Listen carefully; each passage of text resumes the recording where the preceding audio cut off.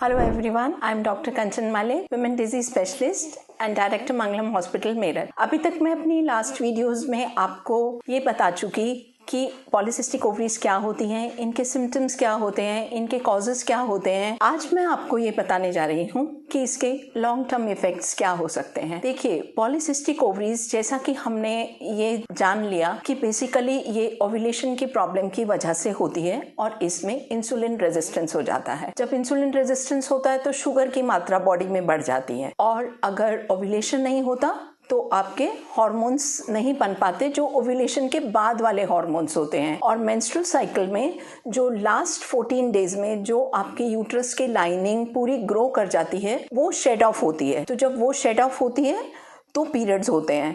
लेकिन अगर ये शेड ऑफ नहीं हो तो क्या होगा, अगर इंसुलिन रेजिस्टेंस हो जाए तो क्या होगा, और अगर मेल हार्मोन्स पॉलीसिस्टिक ओवरीज में बढ़ जाएं तो क्या होगा।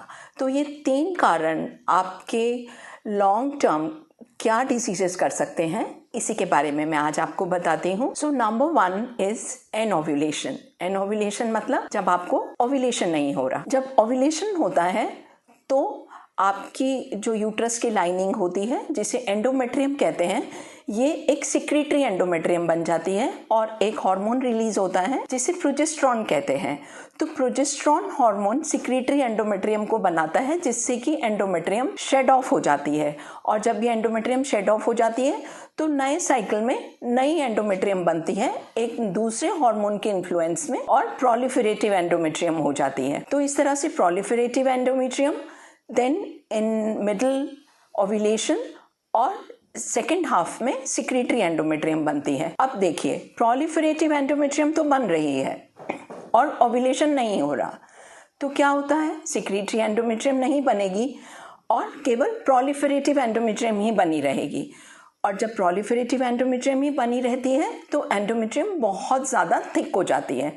इसीलिए इन गर्ल्स और वुमेन में अगर पीरियड आते नहीं हैं और अगर आते हैं तो वो बंद नहीं होते क्योंकि जो एंडोमेट्रियम है वो काफ़ी चंकी हो जाती है। अब अगर ये एंडोमेट्रियम इस तरह से चंकी होती ही रहती है तो लेटर एज में आपको एंडोमेट्रियल कैंसर होने की पॉसिबिलिटीज़ बहुत ज़्यादा बढ़ जाती हैं। तो एक सबसे बड़ा कॉम्प्लिकेशन एनोव्यूलेशन की वजह से होता है कि इसमें एंडोमेट्रियल कार्सिनोमा के चांसेस बढ़ जाते हैं।